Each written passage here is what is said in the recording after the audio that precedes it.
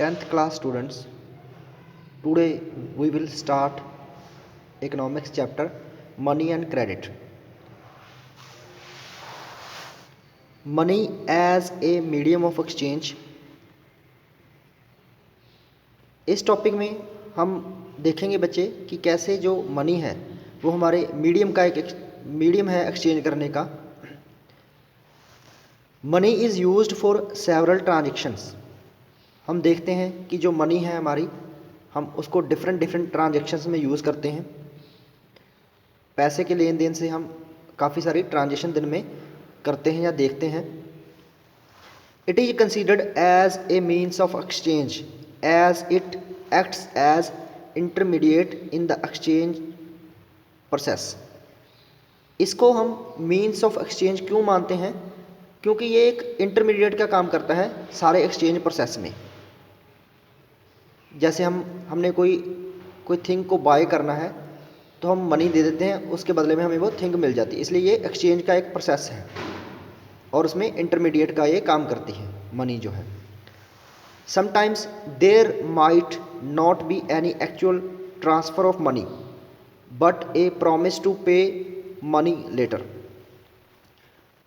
कुछ जो ट्रांसफ़र्स होती हैं उनमें एक्चुअली में मनी ट्रांसफ़र नहीं होती, बट एक प्रॉमिस किया जाता है कि इन फ्यूचर उसको वो जो मनी है वो लौटा दी जाएगी. ठीक है, जिसको हम उधार भी बोल देते हैं. नेक्स्ट देखो, in previous time there was a system called barter system. Barter system, before the use of money people followed barter system of exchange. जब मनी इन्वेंट नहीं हुई थी उससे पहले जो सिस्टम था जो एक्सचेंज के लिए यूज़ होता था उसको हम बार्टर सिस्टम के नाम से जानते हैं. In this system goods are directly exchanged without use of money between two और more people who agree to exchange each others goods. इस सिस्टम में क्या है, मनी के बिना, मनी के विदाउट जो सारे हैं वो एक्सचेंज हो जाते हैं. इसमें 1%, 2% या 3% जिन पर्सनस को किसी भी चीज़ की नीड है वो एग्री हो जाते हैं और वो गुड के बदले गुड्स को एक्सचेंज कर लेते हैं. उसमें मनी की ट्रांसफ़र नहीं होती. इसको हम बार्टर सिस्टम बोलते हैं सारे को. जैसे एक फार्मर है, उसने मान लो सपोज करो शूज़ बाय करने हैं, वो अपनी जो वीट है शूज़ वाले को दे देगा और शूज़ वाला उसको वापस शूज़ दे देगा. तो इसलिए ये सारा बार्टर सिस्टम था, इसमें मनी की कोई भी एक्सचेंज नहीं होती. For example, farmer exchanging wheat for shoes and vice versa. The farmer and shoe manufacturers should be in need of each others goods. इसमें ये चीज़ ज़रूरी है कि दोनों पर्सनस को, दोनों साइड्स को उस चीज़ की नीड होनी चाहिए. This is called double coincidence of wants. इसको हम डबल कोइंसिडेंस ऑफ वांट्स बोलते हैं कि दोनों तरफ जो गुड्स की नीड है वो चाहते हैं दोनों उसको बाय करना या खरीदना. Double coincidence of wants is an essential feature of barter system. ये इसका एक इम्पॉर्टेंट फीचर है. The use of money eliminated the need of double coincidence of wants. अब देखो, जो मनी के यूज़ से क्या है, ये इस सिस्टम को ये एलिमिनेट कर देता है. जब हमारे पास मनी है तो हम कोई भी चीज़ किसी भी मार्केट में से बाय कर सकते हैं. ऐसा नहीं है कि हमें उसके बदले में कोई चीज़ देनी पड़ेगी या लेनी पड़ेगी. मनी से हम सब कुछ चीज़ बाय कर सकते हैं जिसकी हमें नीड होएगी. Barter economy can be termed as CC economy. इसको हम सीसी इकोनॉमी के नाम से भी जानते हैं. Commodity for commodity exchange economy. Barter system की एक और ड्रॉबैक है. क्या है वो? Barter system have more common problem of divisibility of goods. इसकी ये एक प्रॉब्लम है, large size goods can't be exchanged with small size goods. इसमें जो लार्ज साइज की गुड्स होती हैं उसको हम जो स्मॉल साइज गुड्स के साथ एक्सचेंज नहीं कर सकते. ये भी इसकी एक इम्पॉर्टेंट ड्रॉबैक है. नेक्स्ट देखो students,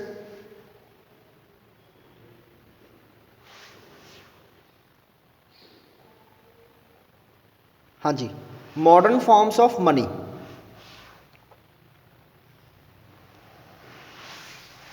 modern forms of money include currency, paper notes, and coins. Before the introduction of coins, a variety of objects like grains and cattle were used as money. आज के हम time की बात करें तो जो करेंसी है हमारी पेपर करेंसी है, जो पेपर नोट्स हैं और कॉइन्स है वो हमारी मॉडर्न करेंसी है, मॉडर्न मनी है। इस मॉडर्न मनी से पहले जो कॉइन्स यूज़ होते थे, उन कॉइन्स से यूज़ से पहले भी कुछ जो ऑब्जेक्ट्स हैं उनको एक्सचेंज के लिए यूज़ किया जाता था, जैसे कि ग्रेन्स थी और कैटल थी। ये बहुत इंपॉर्टेंट एक्सचेंज के मीडियम थे। Further the use of metallic coins of gold, silver, copper etcetera started. In grains और कैटल के बाद जो मेटालिक के सिक्के हैं वो यूज़ हुए। गोल्ड के सिक्के भी थे, गोल्ड के कॉइन्स, सिल्वर कॉइन्स, कॉपर और इस तरह के जो कॉइन्स थे वो यूज़ होते थे एक्सचेंज के लिए। काफ़ी सारे रूलर्स ने ये जो कॉइन्स बनाए थे, हिस्ट्री में हम पढ़ते हैं इसको। नेक्स्ट देखो, modern currency is not made of precious metal. आज की जो करेंसी है वो किसी बहुत ज़्यादा प्रीशियस मेटल से नहीं बनी। It is accepted as a medium of exchange because the currency is authorised by the government of the country. इसको हम मीडियम ऑफ एक्सचेंज के रूप में क्यों एक्सेप्ट करते हैं, क्यों इसको यूज़ करते हैं? क्योंकि ये हमारी गवर्नमेंट ने इसको ऑथराइज किया होता है। जो किसी भी कंट्री की गवर्नमेंट है इसको ऑथराइज करती है, फिर ये मीडियम ऑफ एक्सचेंज के लिए यूज़ होती है। In India the reserve bank of India, RBI जिसको शॉर्ट फॉर्म में बोलते हैं, can only issue currency notes on behalf of the central government. हमारे इंडिया में जो आरबीआई है वो करेंसी को प्रिंट करते हैं, किसके बेसिस पे? ये बिहाफ पे, सेंट्रल गवर्नमेंट के बिहाफ पे नोट्स को इशू किया जाता है, करेंसी को इशू किया जाता है। The rupee is widely accepted as a medium of exchange as it is legalised by law. जो रुपया है उसको भी मीडियम ऑफ एक्सचेंज के रूप में यूज़ किया जाता है या एक्सेप्ट किया जाता है, क्योंकि ये लॉ के द्वारा इसको एक्सेप्टेंस दी गई है। No individual in India can legally refuse a payment made in rupees. कोई भी पर्सन जो है अगर रुपये में पेमेंट की है तो उसको लीगली वो रिफ्यूज़ नहीं कर सकता, वो मना नहीं कर सकता कि मैं ये करेंसी नहीं लूँगा या मैं इसको एक्सेप्ट नहीं करूँगा। तो इस तरह जो मनी का सारा सिस्टम वो आरबीआई के अंडर है, जो लीगलाइज वो आरबीआई ही करता है। नेक्स्ट टॉपिक है हमारा बच्चे, deposits with banks. Deposits with banks, the other form in which people hold money is as deposits with banks. दूसरा कौन सी फॉर्म है जो मनी को होल्ड करके रखने की? वो है जो हम बैंक में डिपॉजिट्स करवाते हैं, वो भी हमारी मनी ही होती है, हम बैंक में डिपॉजिट्स करवा देते हैं। People deposit their extra money in banks by opening a bank account in their names. जैसा कि आज होता है, हम देखते हैं कि हमारे पास हमारे एक्सपेंडिचर के अलावा जो भी हमारे पास सेविंग होती है उसको हम बैंक्स में डिपॉजिट करवा देते हैं। उसके लिए हमें बैंक में एक अकाउंट खोलना पड़ता है हमारे नाम से, तो उसमें हम मनी वो है जो डिपॉजिट करवा देते हैं। Banks accept the deposits and also pay an amount as interest on the deposits. Bank जो है इन हमारी डिपॉजिट्स को वो एक्सेप्ट करता है और उस पर हमें कुछ इंटरेस्ट भी देता है, उस मनी पे हमें कुछ भी इंटरेस्ट भी वो देता है। People can also withdraw the money when they require. हम उस मनी को जब हमारे को ज़रूरत है तब उसको निकलवा सकते हैं। हम डिमांड कर सकते हैं उसके लिए कि हमें मनी चाहिए, हमें ये निकाल के दो, आप विदड्रॉल करो। Since the deposits in the bank accounts can be withdrawn on demand, these deposits are called demand deposits. देखो ये जो हमारी डिपॉजिट्स हैं वो जमा जो होती हैं उसको हम डिमांड करके निकलवा सकते हैं, इसीलिए इस तरह की जो डिपॉजिट्स होती हैं उनको हम डिमांड डिपॉजिट्स बोलते हैं, इसीलिए इनको डिमांड डिपॉजिट्स बोला जाता है। इसके अलावा इस सिस्टम में हमारे पास, बैंक के सिस्टम में हमारे पास एक अदर फैसिलिटी होती है जिसको हम चेक फैसिलिटी के नाम से जानते हैं। चेक जैसा कि हम देखते हैं, एक जो पेपर का वो प्रिंट होता है उसकी एक चेक बुक भी मिलती है बैंक की तरफ से हमें, उसमें जो सारे हमारे डिटेल्स हैं वो फिल होते हैं, किसको हमने भेजने हैं पैसे, हमारे साइन वगैरह होते हैं, डेट वगैरह होती है, मनी का जो ट्रांसफ़र है कितना है वो लिखा होता है उसमें सब कुछ। उसमें एक चेक नंबर भी होता है, बैंक जो ब्रांच है उसका नाम भी होता है। देखो इसमें चेक फैसिलिटी में क्या देखेंगे बच्चे हम, cheque is basically a paper instructing the bank to pay a specific amount from the person's account to that person in whose name the cheque has been issued. Cheque system में, cheque facility में क्या है, ये जो check होता है, paper का check जो होता है, वो बैंक को इंस्ट्रक्ट करता है कि मेरे खाते में से, मेरे अकाउंट में से मनी को ट्रांसफ़र किया जाए जिसके नाम से इस चेक को इशू किया गया है। तो इस तरह से वो विदाउट कैश जो ट्रांसफ़र है वो हो जाते हैं। ये मॉडर्न सिस्टम में हमने देखते हैं। Payments can be made with the use of cheque instead of cash. तो जो पेमेंट्स हैं वो चेक के थ्रू हो जाती हैं, इसमें जो कैश है उसको हम यूज़ नहीं करते, इंस्टेड ऑफ कैश ये ट्रांसफ़र हो जाती है, पेमेंट्स ये हो जाती हैं। नेक्स्ट हमारा टॉपिक है students, loan activities of banks. जो हम बैंक से लोन लेते हैं वो सारी जो एक्टिविटी है उसके बारे में ये टॉपिक है। Banks accept deposits of the people, in this way they collect large amount as deposits. देखो बैंक क्या क्या है, जो हमने पहले पढ़ा है कि हम डिपॉजिट जो है हमारा एक्स्ट्रा जो मनी है वो डिपॉजिट कर देते हैं बैंक में, बैंक उसको एक्सेप्ट करता है। तो इसी तरीके से इन दिस वे बैंक के पास बहुत सारा जो पैसा है, अमाउंट है, वो कलेक्ट हो जाता है उनके पास। नेक्स्ट देखो, they keep only a small portion of deposits as cash. ऐसा नहीं है कि जो सारा कलेक्टेड पैसा है, कलेक्टेड मनी है उनके पास कैश में होती है, वो सिर्फ कुछ परसेंट ही। इंडिया में जो 15% है, 15% जो पोर्शन है टोटल अमाउंट का, वो बैंक में कैश के रूप में रखा जाता है। वो क्यों रखा जाता है कि किसी भी पर्सन को नीड है, कोई भी डिपॉजिटर जो है अपना जो विदड्रॉल करने के लिए आ सकता है, पैसा उतना ही रखा जाता है कि एक दिन की जो लिमिट होती है कि एक दिन में कितने पैसे निकाल सकते हैं, उस लिमिट के अकॉर्डिंग ही इसको तय किया जाता है, और इंडिया में ये 15% है। This is kept for those depositors who wish to withdrawal money from their accounts. ये उन लोगों के लिए किया जाता है जो मनी अपने अकाउंट में से निकालना चाहते हैं, विदड्रॉल करना चाहते हैं। Rest of the deposits are given as loans by the banks. अब देखो जो बाकी जो सारा पैसा है वो बैंक क्या करता है, लोगों को लोन प्रोवाइड करता है, लोगों को क्रेडिट कर देता है। बाकी जो बचा हुआ पैसा होता है, जो मनी होती है। There is a great demand for loans for various economic activities. हम यहाँ पे देखते हैं कि बहुत सारी जो डिमांड्स है लोगों की इकोनॉमिक एक्टिविटीज़ के लिए होती हैं, जैसे कि किसी ने सीड्स बाय करने हैं, एग्रीकल्चर के इक्विपमेंट बाय करने हैं, कुछ भी हाउस बनाना है, ये सारा कुछ जो नीड्स हैं या एक्टिविटीज़ हैं, इनके लिए जो बैंक है वो लोन्स प्रोवाइड करते हैं। Banks charge a higher interest rate on loan than what they offer on deposits. अब देखो बैंक की इनकम कैसे होती है, बैंक ने क्या किया, कस्टमर से जो उनका डिपॉजिट्स है वो सबमिट करवा लिया या कलेक्ट कर लिया, वो उनको कुछ इंटरेस्ट देता है। बट जिन पर्सनस को लोन प्रोवाइड किया जाता है उनसे जो लिया गया इंटरेस्ट है वो बैंक के थ्रू दिए गए इंटरेस्ट से ज़्यादा होता है। मीन्स जो ब्याज वो बैंक लेती है लोन्स देने वालों को, वो ब्याज ज़्यादा होता है डिपॉजिट को दिए हुए ब्याज के according.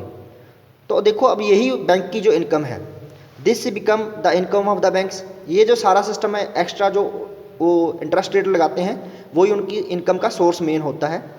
Banks act as mediator between the depositors and the borers.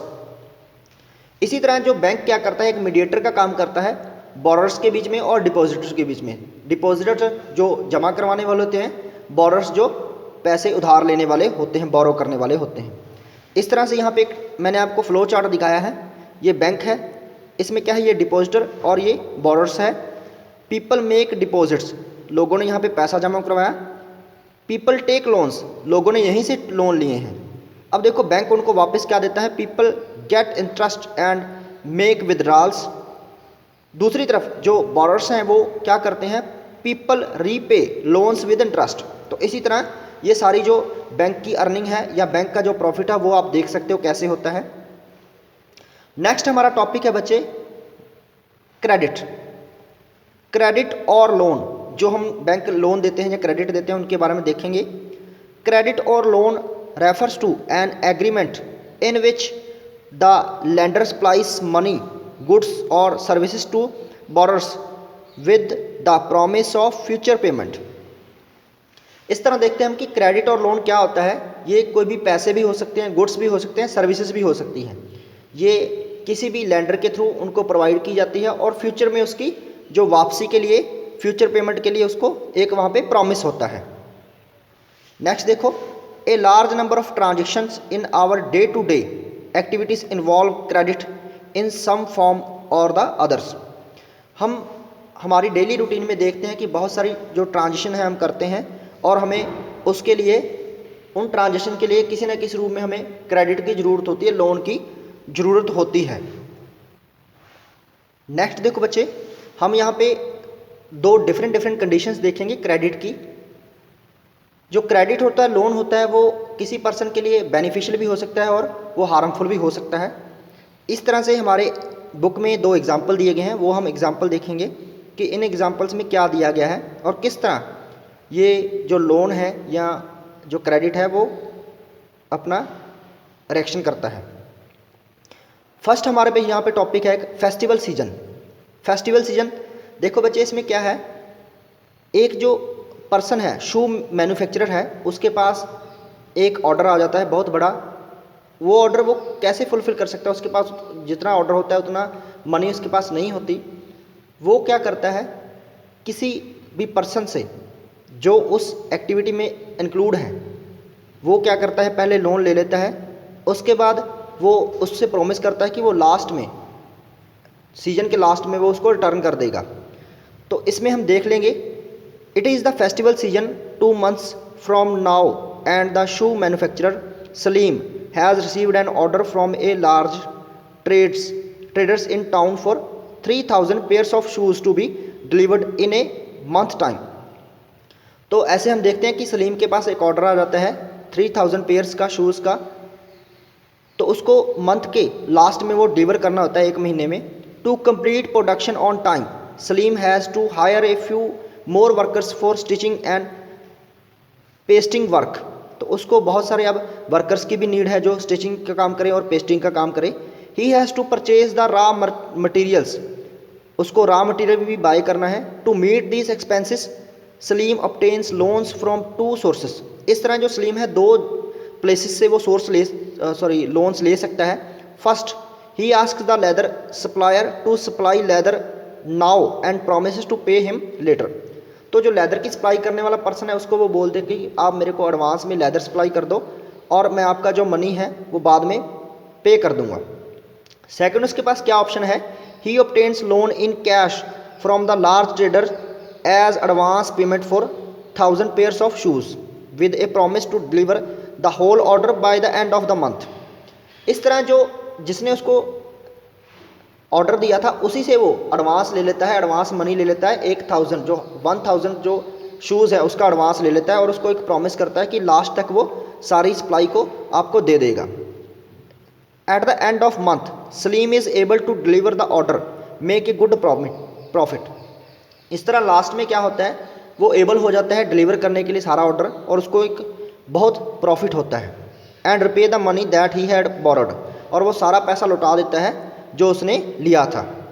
Next देखो, in this case Salim obtains credit to meet the working capital needs of production.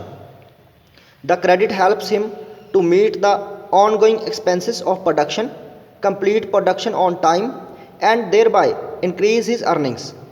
तो हम देखते हैं कि सलीम के एग्जाम्पल में क्या होता है, उसने जो सारे ही उसके ऑनगोइंग जो वर्क से उसके लिए क्रेडिट लिया और किस तरह क्रेडिट ने उसकी हेल्प की और उसको बेनिफिट भी हुआ।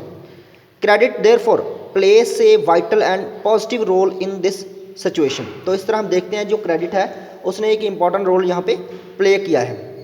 एक जो नेक्स्ट एग्जाम्पल है उसमें हम देखते हैं, एक ये स्वप्नास प्रॉब्लम है, एक ये फार्मर है, उसमें हम देखेंगे कि किस तरह इस क्रेडिट ने ही उसको एक हार्मफुल कंडीशन में ला दिया है। Swapna, a small farmer grows groundnut on her 3 acres of land. तो एक स्वप्ना फार्मर है स्मॉल, वो अपने 3 एकड़ जो लैंड है उस पर जो ग्राउंड नट है उसकी वो फसल उगाती है।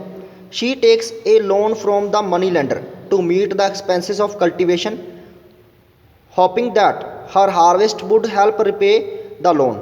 तो वो एक मनी लेंडर से ब्याज पे पैसा लेती है उसको ये होप होती है कि उसकी जो फसल होगी अच्छी होगी जिससे वो लौटा देगी। Midway through the season the crop is hit by pests and the crop fails. उसकी जो क्रॉप है वो इंसेक्ट्स के कारण, कीड़ों के कारण वो ख़राब हो जाती है। वो उन पे जो पेस्टिसाइड का छिड़काव भी करती है बट फिर भी कोई ज़्यादा फर्क नहीं पड़ता। इससे क्या होता है आगे देखो, it makes little difference.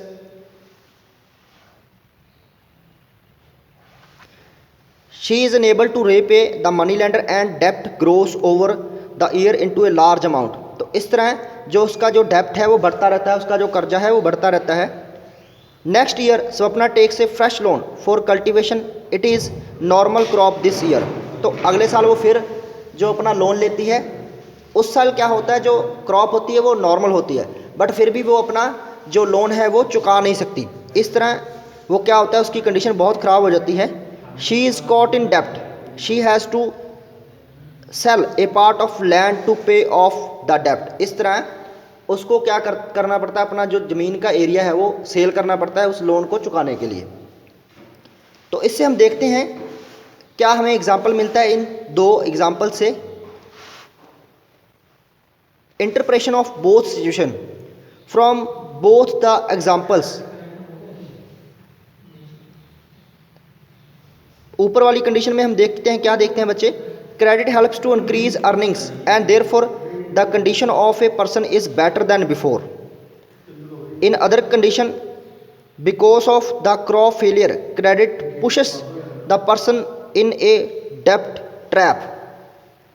Weather credit would be useful और not is depends on the risks in the situation.